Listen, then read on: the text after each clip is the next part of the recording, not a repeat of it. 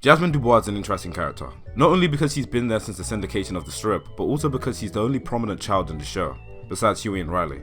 And I guess Cindy, but I mean, I don't really like her, she don't count. But she's also interesting because he's stuck around for so long. Michael Caesar has been banished to the realm of the comic strips, and somehow Jazmine survived all of that, and she keeps coming back, even in this reboot. It can sometimes lead you to question, why is she even here? She has no strong political affiliation or ideology, and at face value, it can seem like she's just there to look dumb. I don't really think that. Let's talk about Jazmine. You mean like the tooth fairy? No, I don't mean like the tooth fairy. Sounds like the tooth fairy to me. You can believe in secret agents, and I can't believe in the tooth fairy? That's messed up, Huey. Something important to know about the Boondocks is how in its original conception, so much of it was about the children. The kids were a big deal because ultimately, it was their perspective on their circumstance which served as the foundation for the series.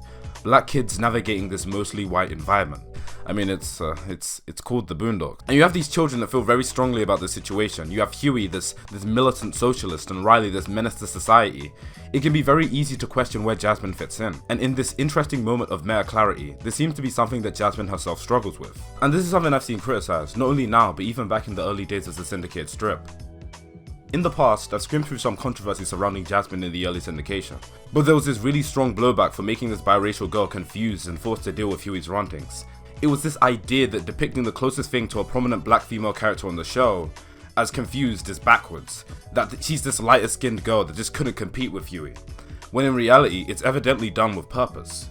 Jazmine's whole point is her confusion. Her duality is even present in her name, DuBois. Webb DuBois is a famous black scholar that coined this idea of the American and the Negro, exploring the duality of both ideas, and it feeds into this idea of double consciousness. They both have a peculiar sensation of looking at oneself in the eyes of others, of measuring oneself by the tape of the world who looks on in an amused contempt and pity. An American and a Negro, two souls, two thoughts, two unreconciled strivings, two warring ideals in one dark body, whose dogged strength alone keeps it from being torn asunder.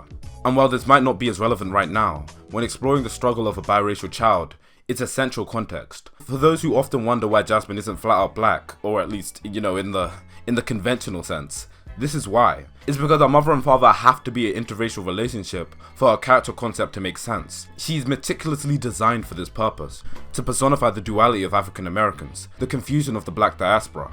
People take Jazmine as a slam on multiracial people, but it's really not about that. Jazmine's really about being an African people reared in North America. It's all symbolic. It's why her last name is DuBois, because of the color line and double consciousness. Jazmine is confused because we're all confused. We can't decide on a name, we can't decide on how we feel to Africa and America.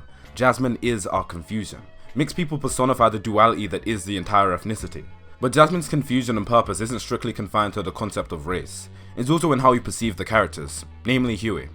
It's important to note the strong influence the Boondocks took from the Peanuts. Before the show, one of Aaron's intentions was originally to have Boondocks specials as opposed to the TV show. And in the series, there's a bunch of references to Charlie Brown and the Peanuts. Charlie Brown, you're the only person I know who can take a wonderful season like Christmas and turn it into a problem. Huey Freeman, you're the only person I know who can take a beautiful day like this and turn it into a problem. Do I look like Charlie Brown? That's even where the namesake, "It's a Black President Huey Freeman" comes from. It's all one glorified reference to the Peanuts. The music, some of the jokes, even the fact that they end up going with an 8-year-old Gabby Soleil is likely because all the Peanuts characters were voiced by children. Early in its conception, the Boondocks was something akin to an Afro Peanuts. And regardless of how much it's grown, this is something that Aaron hasn't forgotten. And while all of these characters have been banished to the realm of the comic strip past, Jazmine lives on. Why? It's because she accomplishes best what none of the characters can really do. And that's contextualizing Huey. Why is your name first? Because I thought of the name. I'm calling it Operation Black Steel. Suit yourself. You'll be sorry. What? Jazmine, outside Riley, is the most realistic depiction of a child in the Boondocks. If I drew characters that actually looked like Huey P. Newton and Louis Farrakhan, I would be drawing this strip in my basement. Nobody would have ever seen it. I said, wow, I wonder what happens if you just take the politics that mainstream America hates and put it in a really cute package. How do they handle it? Huey is essentially taking an amalgamation of pro-black revolutionary movements and consolidating those beliefs within a child. That means black nationalism in the form of Marcus Garvey. That means the militant socialist Black Panther organization. That means the confrontational edge of Malcolm X. That means the radical Afro-Marxism of Che Guevara. And anyone with a mild understanding of how black leadership works and has operated historically knows it's impossible to talk about such things without bringing up the FBI, without bringing up this infringement of human rights and the defecation of decency. So when you have knowledge of things like COINTELPRO, this conspiracy devised by J. Edgar Hoover, specifically to target the Black Panther Party, when you start to comprehend that the police broke into Fred Hampton's house, shot him twice in the back of the head next to his pregnant wife, because the government feared what they labeled as a black messiah, and when you generally just deep the entire generation of black leadership was killed off, leaving black people susceptible to people like Reagan and Bush, conspiracy no longer becomes conspiracy. It becomes a very daunting reality. Suddenly when you start reading and you hear about things like racial whitening in Latin America, you hear about how European scholars attribute the achievements of African people, Negroes to Hamites, because they had more European blood, and to believe that black people made technological advancements themselves would undermine their entire frame of logic, or even how in the days of slavery you could be legally classified as white as a form of protection, then you truly begin to understand the words of James Baldwin: whiteness is a metaphor for power. And there's a great deal of paranoia that comes with that knowledge. Knowledge is a parasite, and to be blunt, some people don't want to be riddled with those parasites. Some people just want to be happy. And you have to ask, would you rather live a life of misery knowing the truth, or live a life of happiness essentially living a lie? That's the genius of Huey and Jazmine's characters. They are meticulously designed to be binary opposites in how they view the world, having two entirely different perceptions of reality, one of miserable convictions and the other of blissful confusion. It should be noted that conviction is not synonymous with being right. Aaron makes it abundantly clear that he has no intentions of villainizing the confused. Addressing some of the criticisms of Jazmine's character in 1999, he says, "Why does Jazmine have to be as cynical and aggressive as Huey in order for her character to be worthy of respect? Huey and Jazmine not only have very different opinions, both of which regularly expressed in the strip, but very different personalities as well. Jazmine is quiet, innocent, and sweet. Huey is confrontational and argumentative. Both are naive, although Jazmine is more naive and confused than Huey. Huey is firm and comfortable in his beliefs, which doesn't make them the right beliefs, it just makes him more sure of himself. Jazmine is also, in my opinion, more likable than Huey. Huey does get the last laugh, but Jazmine is the one to be empathized with. She's firm in her beliefs, she doesn't change for Huey and vice versa." I'm being shadowed by a secret agent. Really? Who? Where is he? I don't know. Kinda just pops up out of nowhere and then disappears. You mean like the Tooth Fairy? No, I don't mean like the Tooth Fairy. Sounds like the Tooth Fairy to me. You can believe in secret agents and I can't believe in the Tooth Fairy?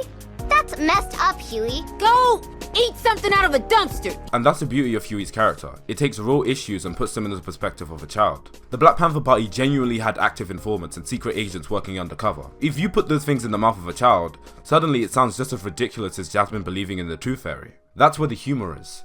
Jazmine's perspective allows us to frame Huey as what he is, a child. To an outsider who isn't as well versed in black history or the things the government have done and conspired to do, that's what it all looks like. You look like a paranoid child. Regardless of what you believe is true or not, I think that complexity mirrors what a lot of black people feel when trying to describe their experience and what they believe. Without that context, without truly knowing that experience, you're just viewed as paranoid. And maybe you are, but surely that's not all it is. I think there's nuances to it. Boy, what did I tell you, huh? I said you can do what you want with your little survival team, but don't mess with my TV. Every year, it's a new disaster. Bird flu, swine flu, World War III, killer astronauts, New World Order. What was it, the Trisexual Commission? What the hell is the Trisexual anyway? Trilateral. When Huey's talking crazy conspiracy theories about Santa Claus and New World Order, that's a joke on how paranoid he is. But does his paranoia invalidate the actual ways in which the government conspired to target black people? No. Now who's hiding from reality? Just because you're paranoid, Huey, doesn't mean we're not out to get you. That's the inherent nuance of Huey's character. A question posed about Huey's character was once, how seriously should he be allowed to take these issues? Huey has the right to take these issues seriously. He has the right to be cynical, the right to be hostile. But there's times where his cynicism and seriousness is evidently taken too far. Why are you on a street corner handing out flyers sitting on a soapbox? What pleasure do you get in telling a 10-year-old that everyone they know is gonna die? There's nothing cool about this, it's kind of ridiculous. And while it's slightly more subtle, it should be obvious that Huey takes himself and the world too seriously.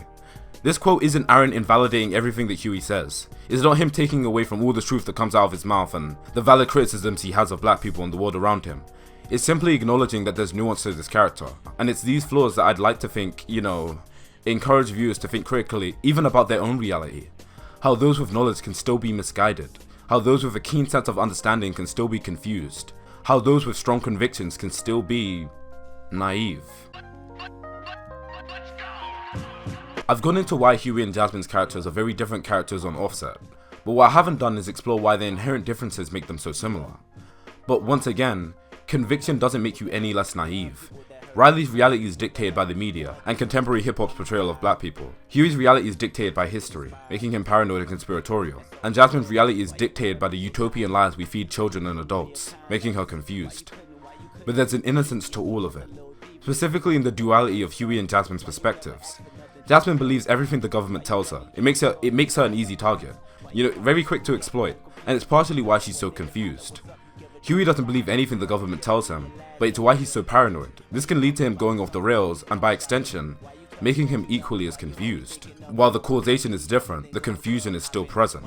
I believe the heart of the Boondocks is the innocence of this struggle, the isolation and confusion of young black people, through its influences, through its inspirations, and ability to depict these serious issues through the children in the show.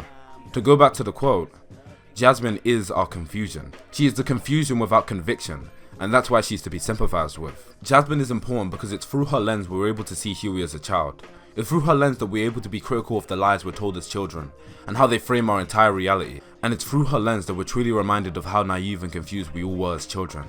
And perhaps even now. The Boondocks never villainizes the confused, and if I were to guess, it's because there's no shame in it. There's no shame in being confused, because even those with convictions are confused. But in the same breath, clinging to your innocence isn't an excuse for ignorance. This doesn't mean being consumed by paranoia. It doesn't mean becoming a product of media-fed lies and propaganda. It's about being ready. Being ready the next time people try to play on black people's spirituality. Being ready the next time a business tries to exploit your value and sell you false dreams. Being ready the next time the president and the media sell you half-baked lies to justify their crimes. And being ready to fight for your beliefs when the time is right. Similar as they are, that's the difference between Jazmine and Huey. Naive as they both may be, confused or paranoid, it truly doesn't matter. Because one is ready and the other is not. And it's incumbent on us to practice that. So when all is said and done, and the heat subsides, at least you know you have your coat.